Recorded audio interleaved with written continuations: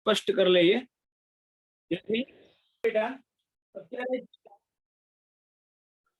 Chapter આવશે એ 11 ના સંદર્ભમાં આવશે અને આ 11 ના સંદર્ભમાં આવતા ચેપ્ટરોમાં વાત કરીએ તો ચેપ્ટર નંબર 1 to 14 જે છે 1 થી 14 આને આપણે કેવી રીતે વિભાજિત કરીશું તો સમજજો ખાસ આ ઇમ્પોર્ટન્ટ છે 1 થી 4 5 થી 7 8 થી 11 12 13 અને 14 બેટા આ 5 સેક્શનમાં વિભાજિત થાય કોઈ એકવાર ખાલી વેરીફાઈ કરી દેજો કે તમને ક્લેરિટી બોર્ડ ઉપર લખાણની આવે છે આ 5 જે વિભાગ છે એમાં આ જે 12મું અને 13મું છે એ ઓર્ગેનિક નો વિભાગ છે અને જે મોસ્ટ આઈએમપી કહેવાય ને એમાંથી એક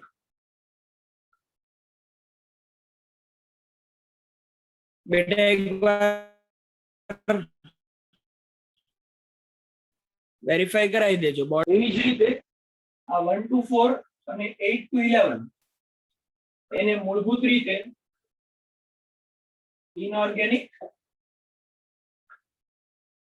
ઇનઓર્ગેનિક અથવા તો થોડો ઘણો ફિઝિકલ એવું ગણવામાં આવે અને આ પૂર્ણ રીતે ફિઝિકલ ભૌતિક રસાયણશાસ્ત્ર અને આ 14મું છે એ ચુસ્ત રીતે પર્યાવરણ આધારિત ચેપ્ટર છે એ આવશે ક્યાં તકલીફ પડે છે કઈ રીતે પૂર્ણ દેખાતું નથી બોલો મેસેજમાં લખો એટલે ખ્યાલ આવી જાય કમ્પ્લીટ કઈ રીતે દેખાતું નથી કહો બીજા લોકોને કમ્પ્લીટ દેખાય છે ભાઈ બોર્ડ ટુ બોર્ડ રિપ્લાય કરજો બેટા ફર્સ્ટ વાર પાછું છે બ્રેક પછી એટલે એકવાર ક્લિયર થઈ જાય જેથી આગળ ભણતી વખતે તકલીફ ના પડે ક્લિયર જ બતાય છે બીજા બધાને જેને ક્લિયર ન બતાતું એને શું રીઝન છે થોડું ઝાંખું દેખાય છે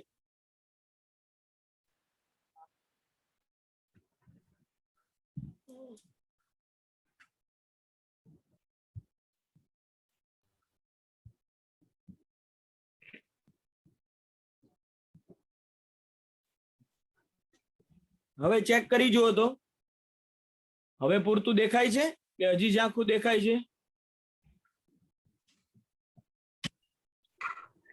ઓકે ઓકે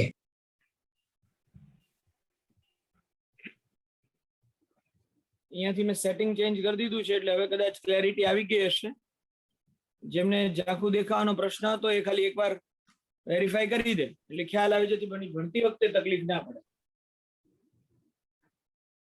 હવે આપણે બેટા આના સંદર્ભમાં ચેપ્ટર નંબર 1 થી સ્ટાર્ટ કરવાનું આવે છે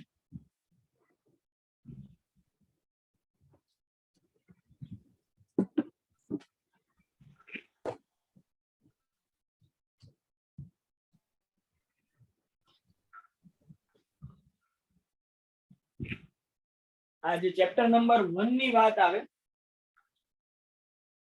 રસાયણ વિજ્ઞાનના પાયાની સંકલ્પનાઓ આ ચેપ્ટર નંબર 1 જે છે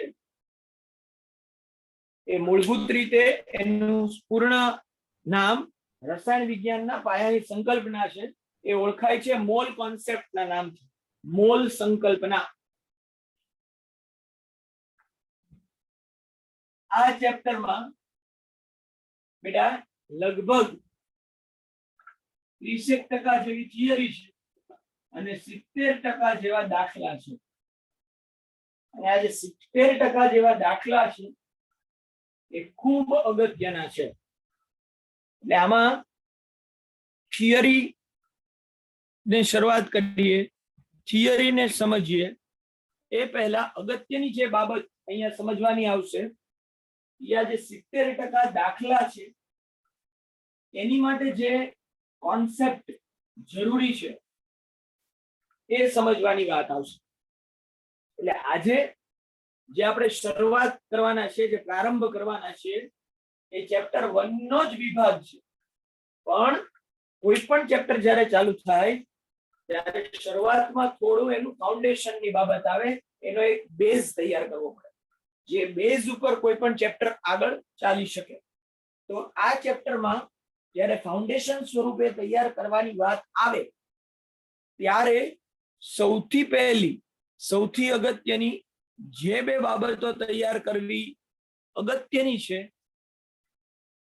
એ સૌથી પહેલી બાબત છે પરમાણુ ભાર અને અણુ ભાર. પરમાણુ ભાર અને અણુ ભાર.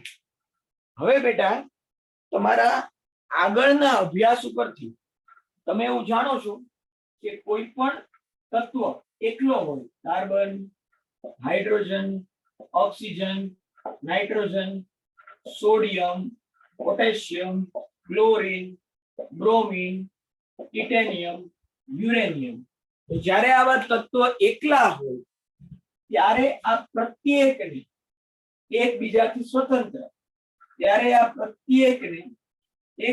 સ્વતંત્ર પરમાણુ એવું નામ આપેલું છે. આ બધા માટેનું સામાન્ય નામ પરમાણુ છે. અને આ દરેક પરમાણુને પરમાણુ ભાર હોય. અને આ પરમાણુ ભાર ક્યાંથી અંકિત થાય તો ZX ઉપરથી અંકિત થાય. કોઈ પણ તત્વમાં આ એક પદ્ધતિ છે જેના મદદથી તમે એનો પરમાણુ ભાર દેખી શકો, જોઈ શકો. આ જે Z છે એનો પરમાણુ ક્રમ બતાવે, આ જે A છે એનો પરમાણુ ભાર. તો આના ઇન્ટ્રોડક્ટરી વસ્તુ આપણે આજે પહેલા એકવાર ખૂબ ઝડપથી પરમાણુ ભાર જોઈ લેશું અને એ પરમાણુ ભારને રેફરન્સ બનાવી, સંદર્ભ બનાવી અણુ અને અણુ ભારની ચર્ચા કરશું. પણ એ ચર્ચા શરૂ કરતા પહેલા જેમ આપણે કહ્યું કે આ બધા સ્વતંત્ર પરમાણુ છે, એવી જ રીતે એક કરતા વધારે પ્રકારના પરમાણુ, ખાસ શબ્દ સમજો, એક કરતા વધારે પ્રકારના પરમાણુ વિભિન્ન સંખ્યામાં જોડાઈને અણુ બનાવે. વિભિન્ન સંખ્યામાં જોડાઈને અણુ બનાવે. H અને O સ્વતંત્ર છે તો એ બે પરમાણુ, પણ એ બે જ્યારે જોડાઈ જાય ત્યારે H2O નામનો અણુ બને. C અને H બંને પરમાણુ છે, પણ બંને જ્યારે જોડાઈ જાય ત્યારે મિથેન નામનો અણુ બને.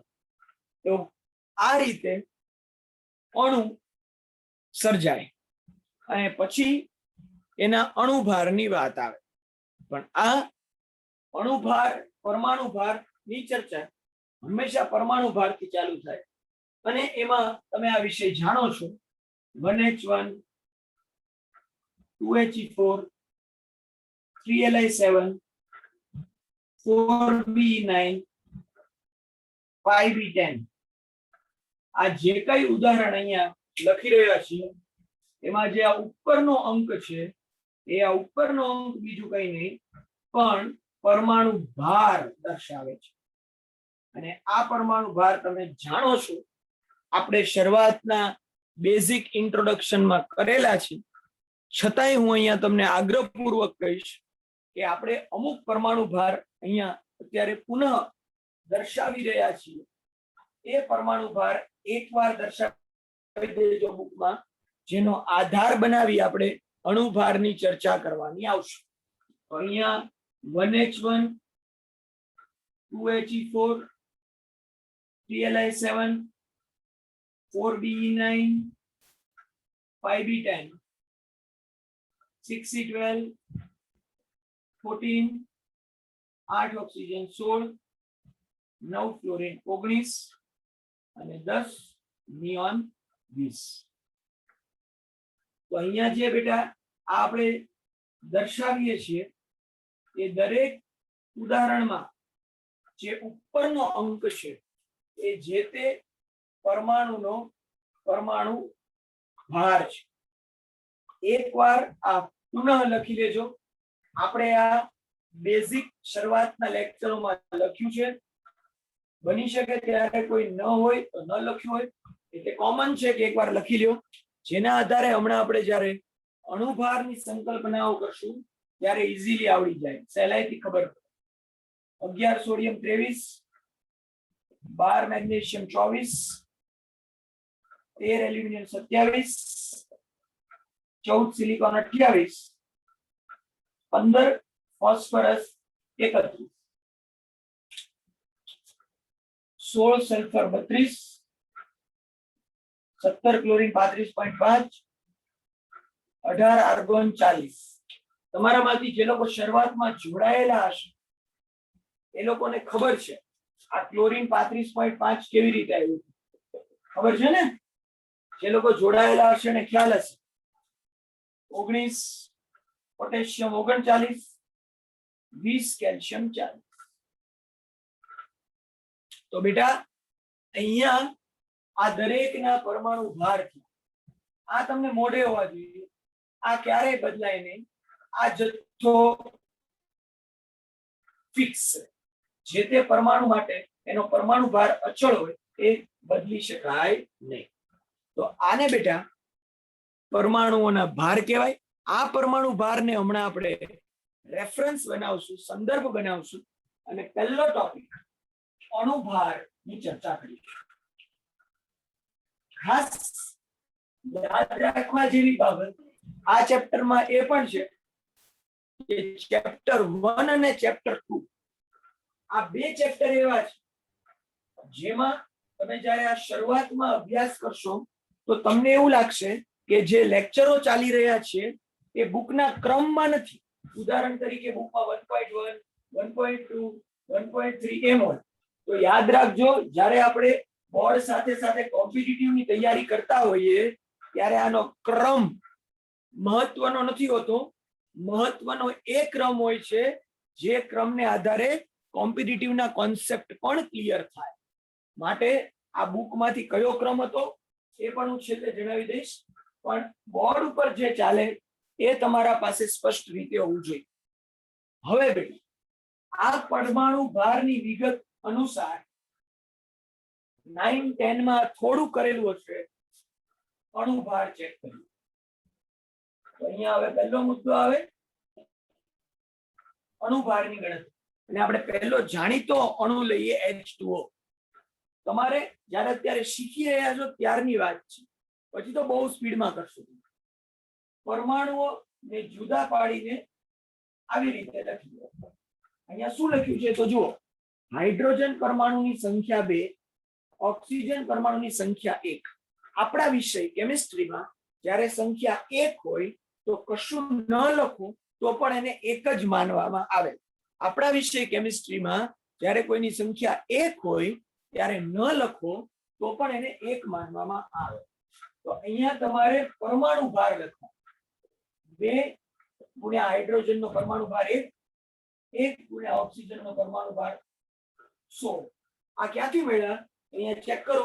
ઓક્સિજનનો પરમાણુ ભાર 16, હાઇડ્રોજનનો પરમાણુ ભાર 1.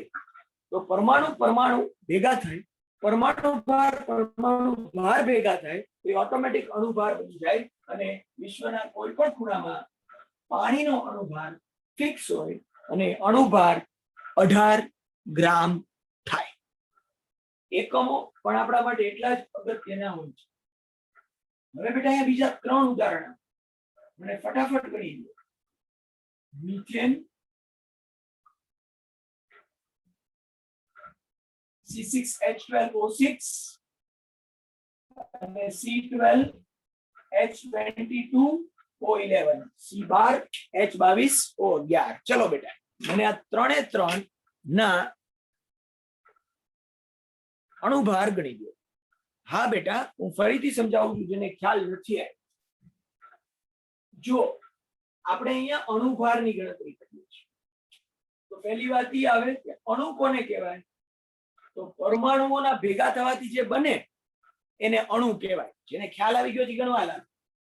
તો કાર્બન પરમાણુ અને હાઇડ્રોજન પરમાણુ ના જોડાવાથી CH4 મિથેન નામનો અણુ બને. તો આ મિથેન નામના અણુનો અણુભાર કેટલો? તો કે મિથેન નામના અણુમાં હાજર દરેક પરમાણુના પરમાણુ ભારનો સરવાળો કરો એટલે આપોઆપ તમને જે મળે એને અણુભાર કહેવાય. તો મિથેન નામના અણુમાં કયા કયા પરમાણુ છે? એક કાર્બન પરમાણુ અને 4 હાઇડ્રોજન. હવે ચેક કરો, એક કાર્બન પરમાણુનો ભાર કેટલો છે? 12 ગ્રામ. એક હાઇડ્રોજન પરમાણુનો ભાર કેટલો છે? 1 ગ્રામ. 12 વત્તા 4 છે એટલે 4, 16 ગ્રામ. તો મિથેન અણુનો ભાર 16 ગ્રામ છે. ખ્યાલ આવ્યું બેટા? ચલો બાકી બંનેનું ગણી દો અને મને જવાબ આપો. આનો કેટલો થશે? આનું કેટલું થશે?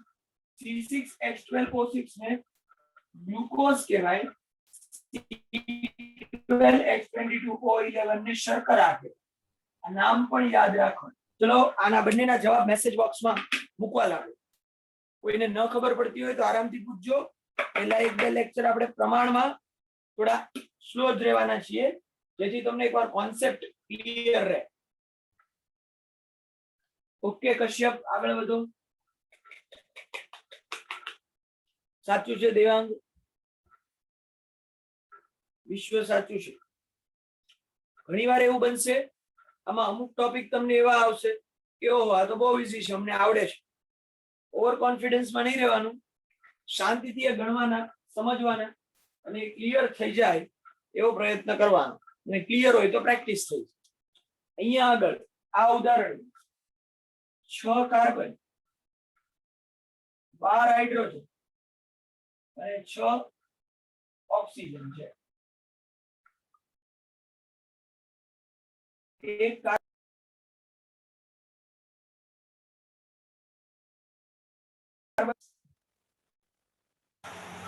હાઇડ્રોજન નું વજન 1 અને ઓક્સિજન નું વજન 16. અને પછી આનો સરવાળો અહીંયા 72, અહીંયા 12 અને અહીંયા 96. 180 ગ્રામ થાય. 180 ગ્રામ થાય. માહિર બેટા ભૂલ છે, સુધારી લેજો. તો ગ્લુકોઝ નું વજન કેટલું આવ્યું? 180 ગ્રામ. હવે વાત કરીએ શર્કરાની. તો 12 કાર્બન, એક કાર્બન નું વજન 12 ગ્રામ, એવા 12. એક હાઇડ્રોજન નું વજન 1 ગ્રામ, એવા 22. અને એક ઓક્સિજન નું વજન 16 ગ્રામ, એવા 144, 22, 176. અને આનો ટોટલ કરો તો 342 ગ્રામ થશે. 342 ગ્રામ થશે. ગુડ, જેને મળી ગયું છે. હવે આપણે આવા વિશેષ કહી શકાય એવા અસંખ્ય ઉદાહરણોની અહીંયા ચર્ચા લઈશું. આ ઉદાહરણ જે અહીંયા હવે હું મૂકી રહ્યો છું એને સ્પષ્ટ રીતે સોલ્વ કરશું આપણે, જેથી કરીને એમાં કોઈ પણ પ્રકારનો આપણને ડાઉટ ન રહી જાય. તો અહીંયા આપણે અણુભાર ની ગણતરી કરવાની છે. હું તમને પહેલા ઓલામાં 10 ઉદાહરણ આપું છું, ગણો.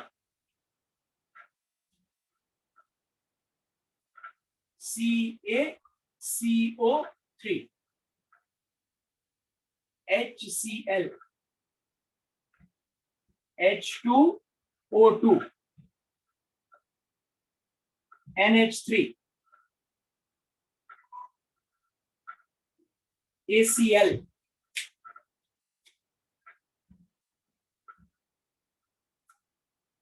NaOH, KOH, H2SO4, SO3,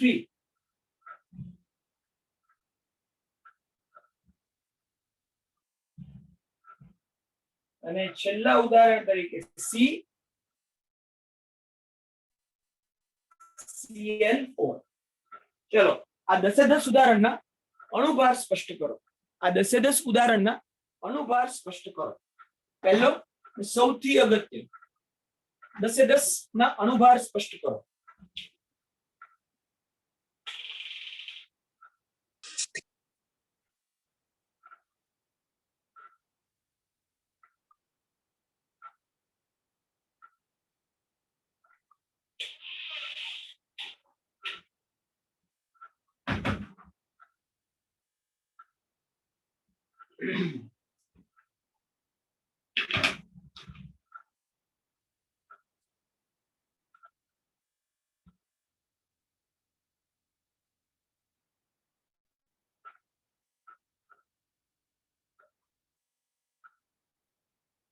તો અહીંયા બેટા જે પહેલો ઉદાહરણ છે એમાં કેલ્શિયમ વત્તા કાર્બન વત્તા 3 ઓક્સિજન, કેલ્શિયમ નો 40 12 3 ગુણ્યા 16 આ 100 ગ્રામ થશે. અત્યારે આપણે આવું લખીને ગણવું પડે છે, પણ કોઈ એમ કહે કે હું કોન્ફિડન્સ થી આમને ગણી શકીશ તો 100% ગણી શકાય. 10મું જે લખ્યું છે એ CCl4 છે, કાર્બન ટેટ્રાક્લોરાઇડ CCl4. બીજાનો સરવાળો કરજો 36.5 ગ્રામ આવશે. ત્રીજાનો સરવાળો 34 ગ્રામ. કોઈને ક્યાંય જુદું આવે કે ન સમજાય તો પૂછી લેજો. ધ્યાન રાખજો, પરમાણુ ભાર લેજો, પરમાણુ ક્રમ નો લેતા.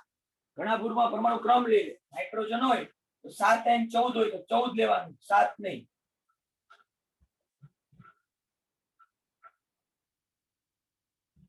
પોટેશિયમ કે એનું 39 હોય.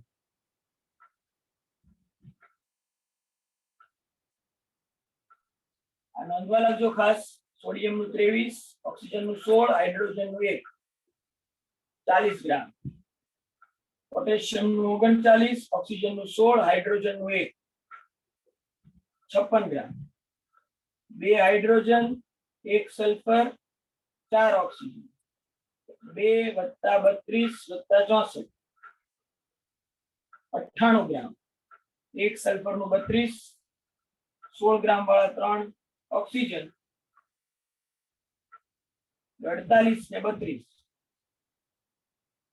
80 ગ્રામ. 1 કાર્બન નું 12, 1 ક્લોરીન નું 35.5 એવા 4 એટલે 71 દુ 142 ને વત્તા 12 154 ગ્રામ.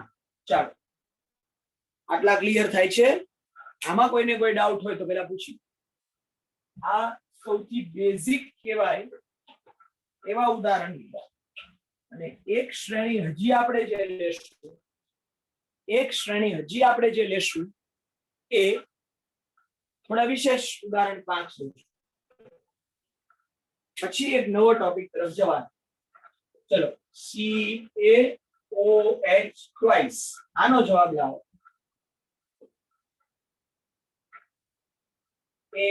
AlOH thrice.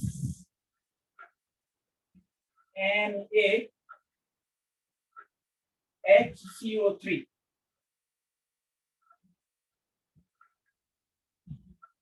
MgHCO3 twice. ચાલો બેટા આ 4 માટે જવાબ લાવો, પછી આગળ વધીએ. 4 માટે જવાબ લાવો. આરામથી ગણો. ધ્યાન રાખજો, જ્યારે આવું ટ્વાઇસ હોય ત્યારે કાઉન્ટ્સની અંદર જે કાંઈ હોય એ બધાને આની વડે ગુણવા પડે. કેલ્શિયમ વત્તા 2 ઓક્સિજન વત્તા 2 હાઇડ્રોજન 40 વત્તા 2 ગુણ્યા 16 વત્તા 2 ગુણ્યા 1 74 ગ્રામ. ચલો આવી રીતે ગણતરી કરો.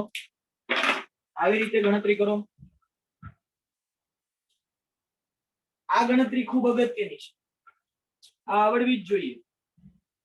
ચલો આ ગણતરી કરો. આ અગત્યનું છે. સર આ 2 ને કેલ્શિયમ સાથે પણ ગુણવાના? ના, નહીં ગુણવાના બેટા. કાઉન્ટ્સમાં હોય એની હારે જ ગુણવાના. આ જે બ્લેક કલર થી કાઉન્ટ કર્યો હતો ને એની સાથે જ ગુણવાના. કેલ્શિયમ નો તો 20, કેલ્શિયમ 40, 40 જ થાય. Ready ready ready? રેડી.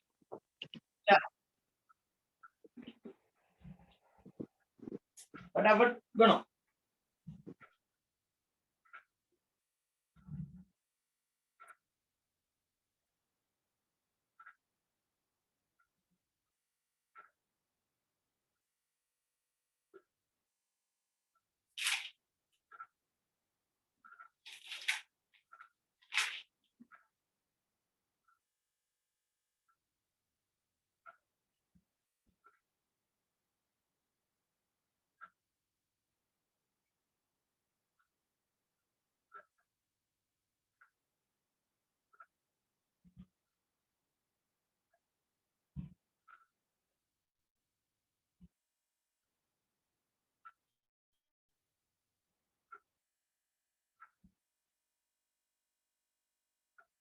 ચાલો બેટા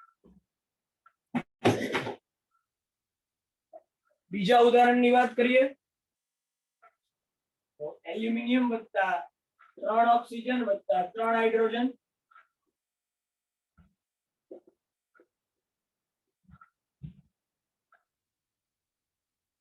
$78 ગ્રામ થશે.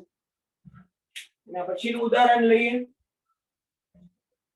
સોડિયમ વત્તા હાઇડ્રોજન વત્તા કાર્બન વત્તા 3 ઓક્સિજન 23 વત્તા 1 વત્તા 12 વત્તા 48 84 ગ્રામ થશે. અને છેલ્લું Mg વત્તા અહીંયા બધા ડબલ થશે 2 હાઇડ્રોજન 2 કાર્બન ઓક્સિજન 6 થશે. એમ 3 ગુણ્યા 2 6 ઓક્સિજન. મેગ્નેશિયમ નું 24, હાઇડ્રોજન નું 1, કાર્બન નું 12, ઓક્સિજન નું 16. એટલે છેલ્લે 16 છક 96. અહીંયા 12 દુ 24, અહીંયા 2 ને અહીંયા 24. આના પરિણામે ચેક કરી જુઓ તો એને જવાબ 146 ગ્રામ એવો આવે છે. ચેક કરી લેવા ધ્રુવ. આખા સ્ક્રીનમાં ક્લિયર નથી દેખાતું કે છેલ્લો ઉદાહરણ ક્લિયર નથી દેખાતો? માયના બ્લર દેખાય સાહેબ. રિજોઈન થશું ને એટલે ક્લિયર થઈ જશે, ચિંતા ન કરો. ચલો આ છેલ્લા ઉદાહરણમાં 146 ગ્રામ આવે છે. હા કરો તો ઓકે લખી લો. ચલો હવે આ જેટલા પણ ઉદાહરણ લખ્યા છે આ બધાના હું નામ લખાવું છું, લખી લેજો. આ જેટલા પણ ઉદાહરણ લખ્યા છે એના નામ લખાવું છું, લખી લેજો. Calcium carbonate, calcium carbonate.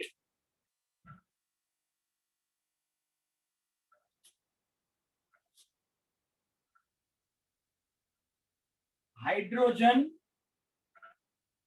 Chloride, hydrogen chloride. એનો બીજો નામ હાઇડ્રોક્લોરિક એસિડ. બંને નામનો ઉલ્લેખ કરજો. Hydrogen chloride, hydrochloric acid. H2O2, hydrogen peroxide, hydrogen peroxide, hydrogen peroxide. NH3,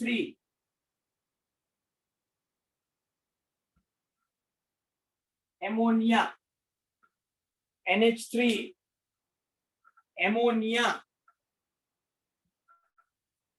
પછી આ KCl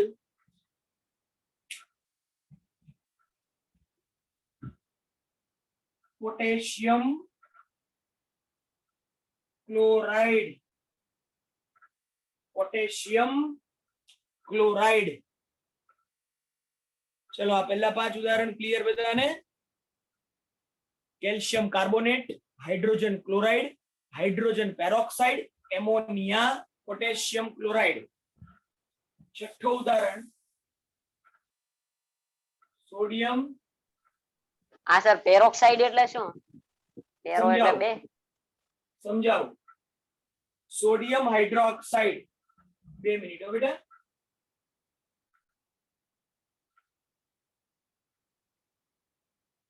આ જ્યાં આગળ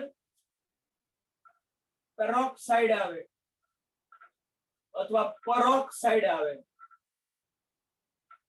ત્યાં એવું માનવામાં આવે છે કે સામાન્ય સ્થિતિમાં જેટલા ઓક્સિજન હોય એના કરતા વધારે. એટલે શું? તો અહીંયા સમજાવું છું, ધ્યાન આપ. H2O આ સામાન્ય સ્થિતિ છે અને સામાન્ય સ્થિતિમાં ઓક્સિજન 1 છે. H2O2 1 કરતા વધી ગયું. પર ઓક્સાઇડ PER પર એક સંદર્ભમાં વધુ, આવું બોલાય. આ જ વસ્તુને થોડા ટાઈમ પછી તમે ઓક્સિડેશન આંક વડે શીખશો, એને હજી વાર છે, પણ અત્યારે તમે આવા સંદર્ભમાં યાદ રાખી શકો. નોર્મલ કરતા થોડું વધુ પરોક્સાઇડ. આગળ જતા ઓક્સિડેશન આંક ઉપરથી વ્યાખ્યા વધુ સ્પષ્ટ થશે અન્ય ચેપ્ટરોમાં, પણ હાલ તમે એવું યાદ રાખી શકો એ ખોટું નથી. KOH potassium hydroxide, potassium hydroxide. H2SO4 sulphuric acid, sulphuric acid.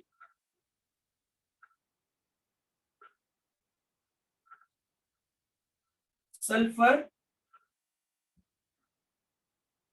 Trioxide, sulphur trioxide. Carbon tetrachloride. 4 હોય ત્યારે શબ્દ પ્રયોગ ટેટ્રા થાય. Carbon tetrachloride. યાદ રાખજો, 2 હોય તો ડાઈ, 3 હોય તો ટ્રાઈ, ટેટ્રા. કાર્બન ટેટ્રાક્લોરાઇડ ઉમેરી દેજો આ ખાસ. Carbon tetrachloride.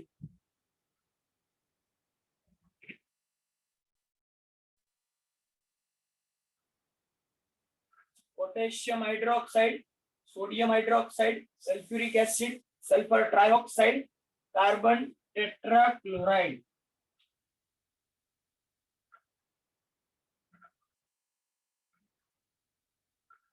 જ્યારે આવી રીતે કાઉન્ટ્સ કરીને 2-3 લખ્યું હોય તો તમે ડાઈ બોલો તો પણ ચાલે, ન બોલો તો પણ ચાલે, એના માર્ક કપાતા નથી.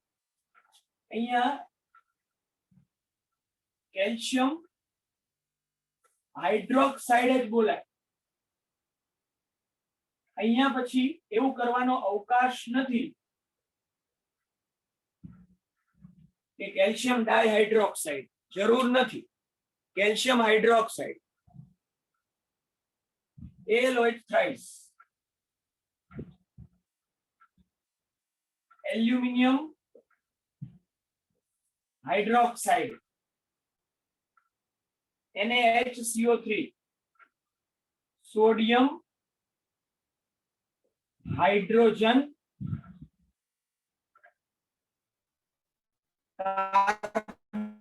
કાર્બોનેટ.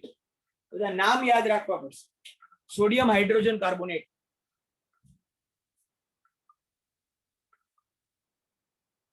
Magnesium hydrogen carbonate. તો આ આપણો પહેલો મુદ્દો હતો અણુભાર. એની અહીંયા આપણે આ ચર્ચા કરી. એ અણુભાર ગણ્યા, અહીંયા એના નામ લખ્યા, આ લખી દો. પછી આપણે આગળ જઈએ છીએ. આટલું સ્પષ્ટ કરી દો.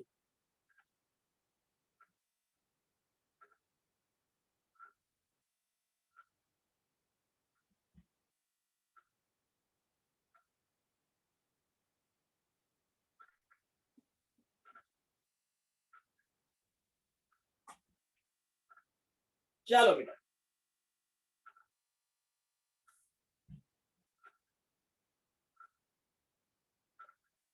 હવે આપણે બીજો ટોપિક તરફ જશું. આપણે પહેલી બાબત ક્લિયર કરી, અણુભાર. હવે આપણે રિજોઈન થઈને બીજી બાબત તરફ જઈએ. ચલો રિજોઈન થઈ જાઓ ફટાફટ બધા. આ જ લિંક થી રિજોઈન થવાનું છે. ફટાફટ રિજોઈન થઈ જાઓ.